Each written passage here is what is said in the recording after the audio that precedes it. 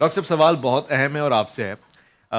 یہ جو ہمارے آپسی اختلافات ہیں یہ کس موقع پہ حل ہو سکتے ہیں, حل ہو بھی سکتے ہیں؟ کب ایسا دن آئے گا کہ سب ایک ساتھ نماز پڑھیں گے, ایک صف میں کھڑے ہو کے, باوجود اس کے کہ میں اس پہ اعتراض کرتا ہوں, میں اس پہ اعتراض کرتا ہوں. سوال کا دوسرا حصہ یہ ہے کہ اس انداز سے فائدہ ہوگا امت کو کہ بھئی یہ شرک ہو گیا, یہ دین سے باہر ہو گیا, یہ دین کے اندر ہو گیا, یہ شرکیہ کلمات ہو گئے, اس سے فائدہ ہوگا؟ فائدہ تو ضرور ہوگا. سوال یہ ہے کہ ایسا ہوگا کیسے. مثلا جیسے یہ بھی مشہور کیا ہوا ہے کہ اختلاف امتی رحمت. سوال یہ ہے کہ جب وہ ایک چیز ہے ہی رحمت تو اس سے بچنے کی کوششیں کیوں کی جا رہی ہے؟ رحمت سے پیچھا چھڑاؤ گے تو جب ایک چیز کو رحمت بنا دیا گیا تو پھر تو ہر کوئی اختلاف کرے گا, تو ثواب کا کام ہے, جتنا مرضی رحمت حاصل کرو. دوسری بات یہ ہے کہ مسلمانوں کا جو آپس میں اشتراک ہے, اصل میں ہمارا جو آج کے پروگرام کا جو سوال ہے بین المذاہب ہم آہنگی, مجھے اس سے بھی اختلاف نہیں ہے. اصل ہونا چاہیے تھا بین المسالک ہم آہنگی.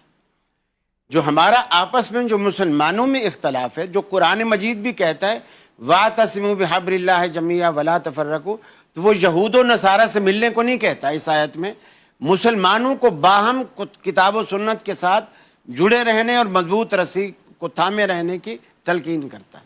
اور قرآن نے خود اس کا حل بتایا. ہم ایک دوسرے کے پیچھے نماز بھی پڑھ سکتے ہیں. کب؟ جب ہم سب کی نماز کا طریقہ ایک ہوگا. ہم ایک دوسرے کی قیادت بھی تسلیم کریں گے. کب؟ جب ہمارا قائد ایک ہوگا.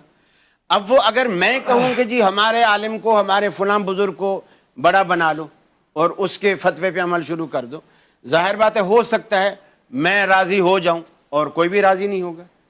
اور اگر یہ اپنے کسی بڑے بزرگ کا نام لے لیں, ہو سکتا ہے یہ راضی ہو جائیں اور ہم سب راضی نہ ہوں.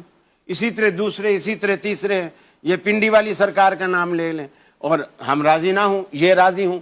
لیکن اب ایسی کوئی ہستی آپ کو چننی پڑے گی جس ہستی پر بریلوی, دیوبندی, شیعہ, اہل حدیث جو بھی کلمہ پڑھنے والا شخص ہے اس ہستی کی بات کو رد نہ کر سکے.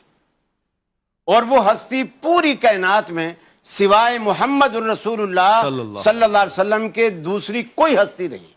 شیعہ کی صاحب نے بھی وہ رسول اللہ کا فرمان پیش کرو, نہیں کہہ سکتا کہ جی ہم نہیں مانتے. یہ مسلمان کے ایمان کا تقاضا ہی نہیں ہے کہ وہ یہ کہے میں اس ہستی کو رسول تو مانتا ہوں لیکن اس کی بات ماننے کو تیار نہیں. پھر وہ گویا اس کے اندر ایمان ہی نہیں ہے. تو یہ وہ چیز ہے جو ہمیں آپس میں متحد رکھ سکتی ہے. باقی جو بین المذاہب والی بات ہے نا, وہ ناممکنات میں سے ہے. خود رسول اکرم صلی اللہ علیہ وسلم نے اپنے صحابہ کو, امت کو سبق دی, من تشبہ بقوم فہو منہ, کہ جو کسی بھی قوم کی مشابہت کرے گا وہ انہی میں سے ہوگا. اسلام نے مسلمانوں کو اپنا کلچر دیا ہے, اپنے اخلاقیات دیے ہیں, اپنے رہن سہن کے طریقے بتائے ہیں, کھانے پینے کے آداب بتائیں. یہ اسلام کے سارا نظام الگ ہے. لیکن ہم کیا کرتے ہیں, ہم سب کچھ باہر سے امپورٹ کر رہے ہیں, وہیں سے لے رہے, اور اسی میں ہمیں فخر محسوس ہو رہا ہے. اور اسلام کی مثلا اگر میں صرف دائیں ہاتھ سے کھاؤں بائیں سے نہ کھاؤں, لوگ کہیں گے دقیانوسی قسم کا آدمی. اور اللہ کے رسول کیا فرماتے ہیں, ان الشیطان یاکل بشمالہ ویشرب بشمالہ, شیطان بائیں سے کھاتا ہے اور بائیں سے پیتا ہے. اور ان کو مثلا دائیں سے بسکٹ کھا رہے اور بائیں سے چائے پکڑی ہوئی, بائیں سے چائے پی رہے ہیں, اور کوئی اس میں فرق نہیں محسوس کر رہے. نبی کریم صلی اللہ علیہ وسلم کے مزاج میں اللہ نے یہ بات ڈال دی تھی.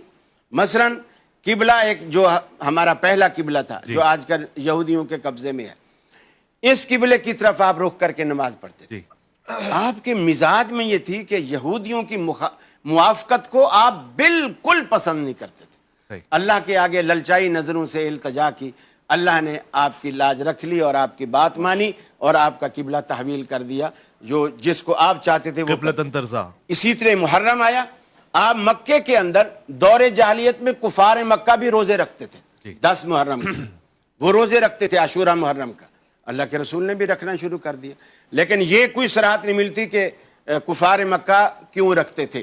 اللہ کے رسول نے بھی رکھنا شروع کر دیا. جب آپ ہجرت کر کے مدینے چلے گئے تو مدینے گئے تو آپ کو بتایا گیا کہ یا رسول اللہ یہاں تو یہودی بھی رکھتے ہیں 10 محرم کا روزہ. اب آپ نے فرمایا آپ نے فرمایا سومو یوم عاشورہ وخالف الیہود، سومو یومن قبلہ او یومن بعدہ، یا تو 9 کا رکھو یا ایک آگے کا۔ یعنی اس کے ساتھ ملاؤ۔ سومو یوم عاشورہ تو پہلے کہہ دیا ٹھیک ہے۔ کہ 10 کا روزہ رکھو، لیکن یہودیوں کی مخالفت بھی کرو۔ ایک دن پہلے اور ایک دن یہودیوں کی مخالفت اسلام کا مزاج ہے، میرے نبی مکرم صلی اللہ علیہ وسلم کی پاک سنت ہے، یہ پاک خالف الیہود۔ ٹھیک ہے۔ اچھا اسی طرح آپ یہ قرآن کی آیت کے تعالو اس کو کیسے میچ کریں گے؟ وہ شرط رکھ دی نا، اچھا وہ مجھے پھر ٹوکے نا، میں سمجھ رہا ہوں۔ گھوڑے کو دوڑنے دیں، جب چوک آئے گا پھر انشاءاللہ بات۔ ہاں اللہ کے رسول صلی اللہ علیہ وسلم کو پتا چلا کہ یہود داڑھی جب ان کی سفید ہو جاتی ہے تو یہ نہیں رگڑتے، تو آپ نے صحابہ سے کہا کہ غیروا الا السودا، داڑھی کے رنگ کو تبدیل کرو سوائے کالے کے، کالے کے سوا جو رنگ، یعنی آپ کو پسند تھا کہ یہودیوں سے موافقت نہ آئے۔ صحیح۔ اور ہم یہاں پروگرام کرنے بیٹھ جاتے ہیں کہ میں ان کی طرح کیسے بن سکتا ہوں۔ انہوں نے کبھی سوچا ہے کہ مسلمانوں کی طرح کیسے بن ان سکتے کی ہیں؟ طرح تو کوئی نہیں بننا چاہتا۔ جب آپ ملائیں گے، ایک بنائیں گے، کریں گے تو ایک ہو بھی نہیں سکتا۔ اللہ نے جو کہا یا اہل الکتاب تعالوا الی کلمۃ سواء بیننا و بینکم، وہ کلمہ یہود میں آ ہی نہیں سکتا، اس لیے کہ قرآن کہتا ہے قالت الیہود عزیر ابن اللہ وقالت النصارى المسیح ابن اللہ، عیسائی کہتے ہیں عیسیٰ علیہ السلام نعوذ باللہ اللہ کے بیٹے ہیں، یہودی کہتے ہیں عزیر اللہ کا بیٹا ہے، اور قرآن کہتا ہے اس کلمے کی طرف جو ہمیں مشترک ہے، تو اشتراک رہا کدھر؟ پھر یہ آیت کس کے لیے دعوت دے رہی ہے؟ انہی کو دعوت دے رہی ہے، لیکن وہ یہ چھوڑیں گے نا کہ ہم اللہ کا بیٹا نہیں مانتے۔ پھر تو وہ مسلمان ہو جائیں گے۔ توحید صرف یہ ماننے سے کہ عزیر اللہ کا بیٹا نہیں تو مسلمان نہیں ہوتا نا بندہ۔ اور عیسائی عیسائی بھی اگر صرف عیسیٰ علیہ السلام کو اللہ کا بیٹا نہ مانے تو مسلمان نہیں ہوں گے۔ رسول اللہ کی رسالت، آپ کا آخری نبی ہونا، مسلمان دنیا میں واحد قوم ہے جو آدم علیہ السلام سے لے کر محمد رسول اللہ تک کسی پیغمبر کے منصب کو انکار نہیں کرتی، ہر پیغمبر پر مسلمان ایمان لاتے ہیں۔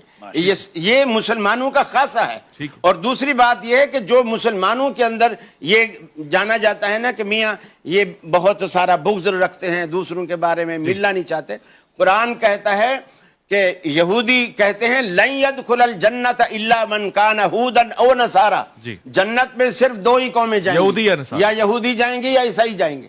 اس سے بڑی دقیانوسی اور کیا ہوگی؟ اور ان کے پاس جنت میں جانے کی سند ہی کیا ہے؟ وجہ فرمایا۔